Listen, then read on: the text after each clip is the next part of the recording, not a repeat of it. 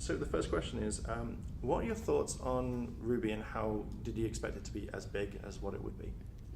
Not at all. We were speaking to other people earlier about how when the show first started, we were nervous that our fan base wouldn't like it at all because we have never made anything like that before. We had done machinimation in Red vs. Blue and some live action stuff, but no anime. And on top of that, we also expected a lot of people outside of the fan base to not like it either, because we're a Western company creating anime, which is normally associated with a Japanese production company. So to have our fan base and now international audiences love Rwby, and to have a Japanese dub with voice actors who are huge is pretty surreal, and we did not expect this at all. Yeah, I don't think anyone could have expected how big Rwby has gotten. A lot of our shows take off a lot and people get hooked on them and become big fans of them, but Rwby is on a whole nother level in terms of its global scale and how many people have started watching it and who didn't know about Rooster Teeth before, even. I mean, I remember Rooster Teeth back when I was in college when Red vs. Blue first came out, and that's what I know them for, but I didn't realise that Rwby had been also turned into had Japanese voice dubs as well. So that's quite because I've only just started watching. I've seen the first episode, and I'm halfway through the second episode at the moment. No spoilers. I've seen all the series up to. Oh, Okay. nice. Yeah. Well, thank you for It's okay, watching. not Appreciate it. spoilers. At least we got one person who cares. I'm just kidding. Oh, Goodness. thanks. Whoa, called out. Never admit you've not watched it before. I'd rather be honest. No, it's good because then we Fine. won't spoil things. It's Exactly. I've spoiled a lot. Okay. Yeah. Okay.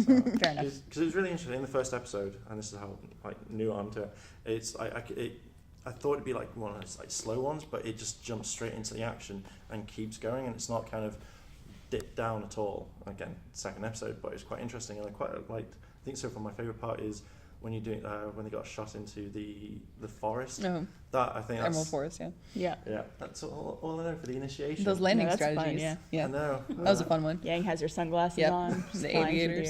the air. Nailed it. Nailed it. It works. It's good. So, obviously the design of the characters, around they're based around real world characters. Rwby being Red Riding Hood, Yang being Goldilocks. What would you like to see a character loosely based on? Ooh, my favorite fairy tale from when I was a kid is Thumbelina. So I think I'd like to see that. Especially it'd be cool to see someone of smaller stature fighting like Ant-Man style. That'd be I really guess. cool.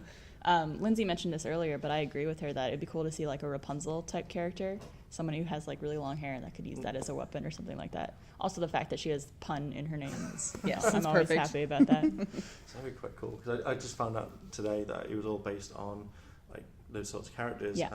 And obviously with more and more coming, you can have so many more just pop in now. Oh yeah, and we branched out into different mythologies too. It's not just grim fairy Yeah. tales, although clearly that's Team Rwby is based on it. But we have characters that are inspired by. We talked about Achilles earlier. We have characters that there's are. Team Juniper is actually all based on characters that are one gender who are disguising themselves as a different gender. So you have Ren, who's based on Mulan, who disguised herself as a male. You have Thor, Nora, who I think in some type of literature disguises himself as a woman, and just all these different characters. Kira, same, yeah. Achilles, and then Joan of Arc, Sean. Yeah. Yeah, Joan of Arc. That's quite cool.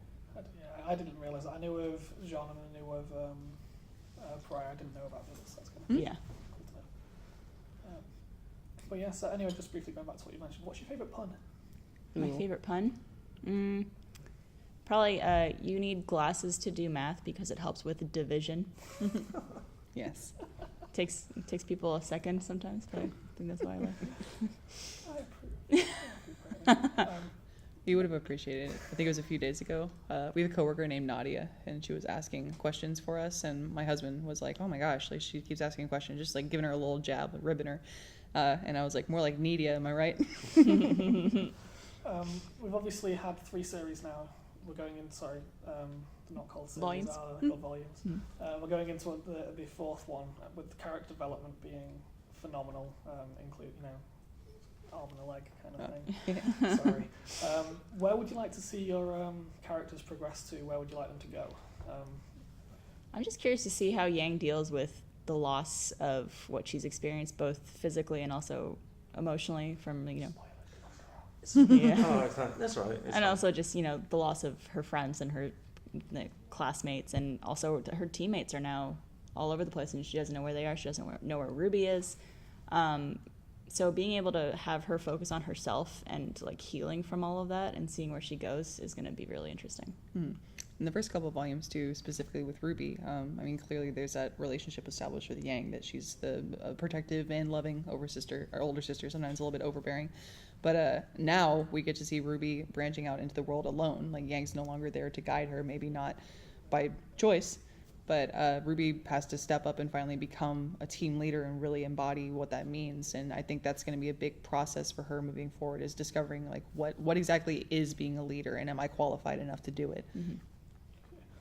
The progress in that again is almost mirrored with the animation style, as it keeps changing each year as the designs of each character progress. Which series? I have just completely blanked.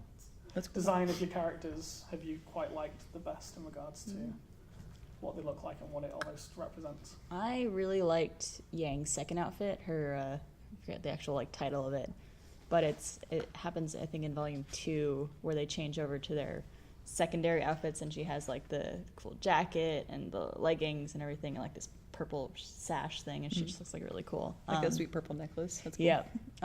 Just like the little details are really nice, but I think my favorite is yet to come. Oh.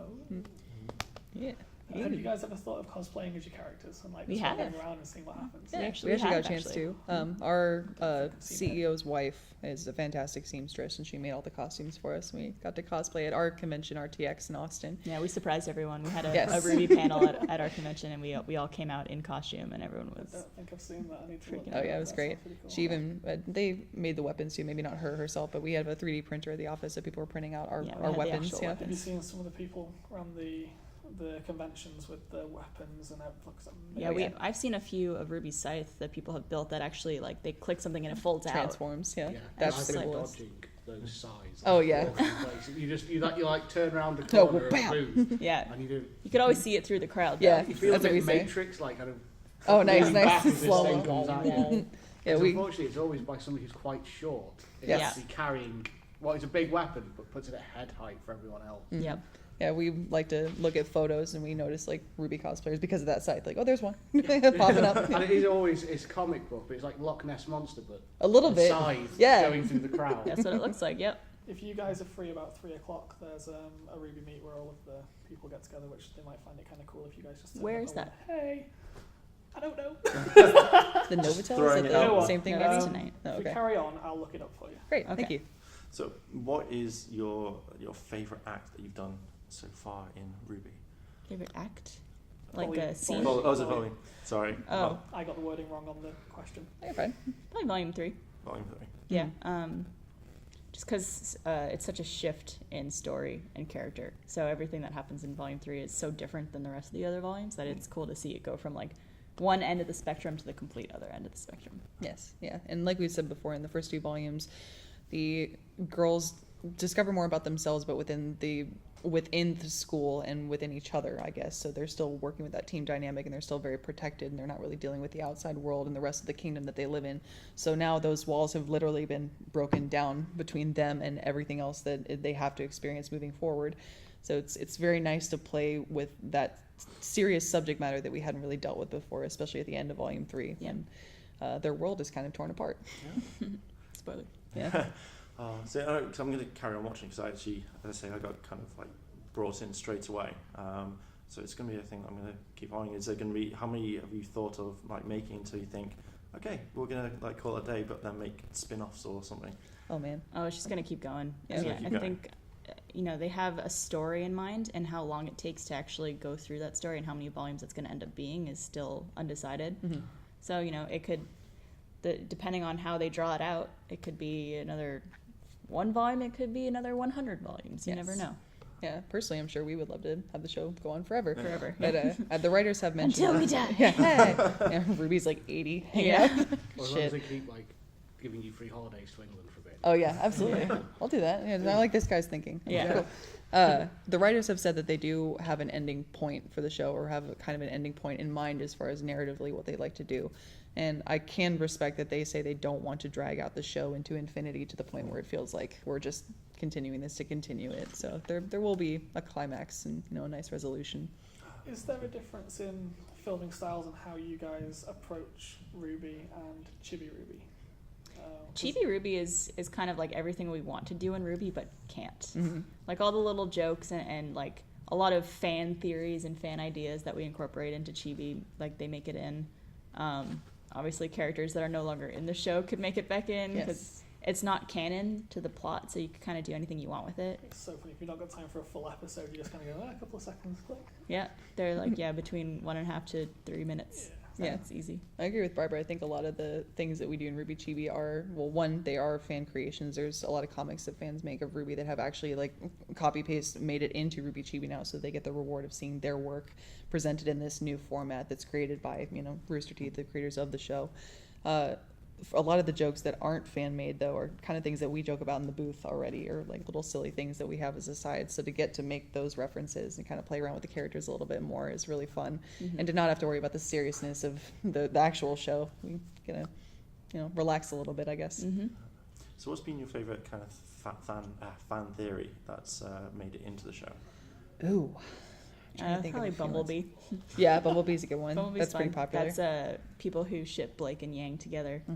And Yeah. I think that's my favorite because I get it. I understand why they think that way. Those characters are, it seems like they would make a very good couple. I think because, they're good friends. And like, Blake's a little more shy and quiet and Yang is very boisterous and loud and outgoing. So that's a funny couple. I love that one. Yeah, I like on the same token, Nuts and Dolts, which is Rwby and Penny. So I'm still holding out hope that maybe they'll get together too. we'll see. So what's it like filming or voicing an episode, a volume? It's great. You spoke earlier about is it different doing Rwby Chibi and Rwby itself? Like voice acting performance-wise, it's a little bit different in the sense that clearly we don't have to deal with the difficulties of Volume 3 and moving into Volume 4, but it's kind of the same. I mean, we're finding the same voice. As far as acting goes, I prefer doing voice acting over acting on camera, and we do both of those things. But I like being in the booth and being able to completely forget about what you look like physically. And as long as you get that sound and that emotion in your performance, that's what matters. Yeah. You do the full facial expressions that come whilst you're in the booth, even though nobody can see you. We actually, Barbara mentioned it earlier in another interview, we put up a webcam inside of the booth so the animators do get to see us in our performance, and sometimes they'll try and map our faces to it or try and get inspiration Also from helps that. them see what kind of face we were making when we were doing a scene, so it could help them animate whatever that emotion There was. are times where you're like, please don't animate that. So if I man. could ask you just to change that animation a little bit, that would be... Yeah, Well, it's like that'd be sometimes superb. you go in and you're just woke up and your hair's all gross and you have no makeup on and you're like, I'm ready. Oh, don't film me. No. Yeah, please don't. Goodness. It's also really awesome to go into the performance, and we have an idea in mind of what we want the character to sound like or what our motivation is, but the animator has a completely different idea, or even takes our performance and says, oh, I can kind of tweak it this way and bring in this physicality that we never would have thought to put to the character. It adds so much to see it animated, and it just adds a whole nother level of emotion to the scene. It's just oh, I didn't even convey that with my voice, but they took it to a whole new level by just making her eyebrows go down. Yeah, or her hand moved at this one point and I sobbed. So sad. So with obviously the style is cell shading to some degree, I think. Would you either like to see it as someone to actually animate it properly, as in turn it into the anime for 1 or 2 episodes, or would it be kind of a spin-off? There's already different genres for Rwby too. There's a manga that's officially being published in Japan, so you do see Rwby in different more anime-looking areas, I guess you could say. We actually shifted animation clients too, so in this new volume we are no longer in Poser, we're in Maya. So we have shadow passes now, and the best way to describe it is the look is very similar, but it's more defined now. So I think it is a little bit closer to anime. Yeah. The trailer, you can tell that the animation style has become a lot better and more advanced than it was. Well, there have been times where I've been watching an episode that's unfinished, and they have one scene where it's on a shot that's unfinished and then a shot that is finished, and just seeing the difference is just astronomical. It looks amazing. You said you're using, you've moved over to Maya as your main animating tool. How many other programs are you now using to Because obviously I know you end up with either After Effects or... Oh God, we don't. Yeah, I was like, oh man, you're just We're not beyond our animators. knowledge We now. don't know that stuff. Yeah, It's it's when- just beautiful and it It's comes when you've out. seen like this one person go, I'm changing to this, and then change to this, and then you'll just get one panicked person right at the beginning going, I made a mistake. We're gonna have to go back through it all. Yeah. For us, the animations are like they're like wizards. The animators, they just Yeah. wave a wand and it looks It's beautiful. done. Yeah. Ooh. We're so uninvolved in that part of it that Yeah. we couldn't even I begin know. to explain. Editing process wise, once the animation has already been completed, they bring it into a program like Premiere. We use the Adobe package, so that's how they chop up all the show and put it all together. If it wasn't being animated, and you guys couldn't be your characters, who would you have as your character in a live-action version of Rwby? In a live action version. What do you think? Man, I've never thought about this before. Maybe either Blake Lively or Margot Robbie. I think. Good I one. think they could do it. Nice. Margot Robbie was a interesting Harley Quinn, so maybe she could pull off Yang as well. I can see that. I can see that now. Yeah. She's too old now, but I think of Chloe Grace Moritz. A Hit Girl would be a funny Rwby crossover, especially because Hit Girl, is very vulgar and crass, and to make her very sweet and innocent would be interesting. She's also too old, but I think Natalie Portman too could. Oh do yeah, that'd be cool. Good Rwby. See, I was thinking Ellen Page also. I think Ooh. same thing. A little too old, but she's got the height for sure. Yeah. Yeah, I can see them. That's quite cool. If you could, so you go back into work and then they say, okay, today we're going to be swapping you around. Which characters would you like to play that isn't the ones you're doing now? Ooh. I want to play Cinder. Bad guy. Okay. Yeah, she's a evil, and I think it'd just be cool to do a villain.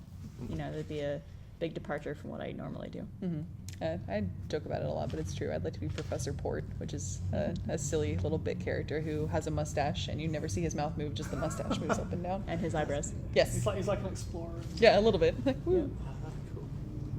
Anyway, So yeah, I think that's. I don't know, my one question which I actually managed to get in. Yeah. The soundtrack to Rwby has been hugely successful. Like it beat out Catching Fire to the #1 slot. Mm-hmm.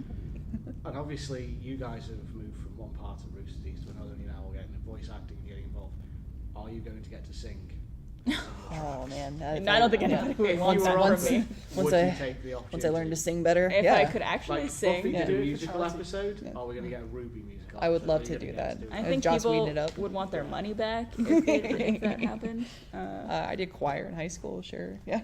I mean, we're dealing with like Jeff and Casey Williams, who are beyond Amazing. talented. Casey, especially, she started singing on the Volumes soundtrack when she was 15. So if you can believe it. Yeah, I know she's been singing since she was like 4 years old. Mm-hmm.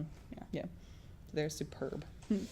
Yeah, I would feel like a piece of crap compared to. if they offered you auto-tune, would you be... Oh, yes, yeah. Okay, We can do that. Yeah, I mean, again, I don't sing and I can't sing, so if I was able to, I would. Yang just raps the whole time. It'd be awesome. So yeah, mic Yo. drop. Yo, break it. Well, cool. Well, thank you very much. And, Yeah, thank you. Hope you enjoy the rest of the con over the next couple of days. Thank you. Yeah, Thanks for you having too. us. okay.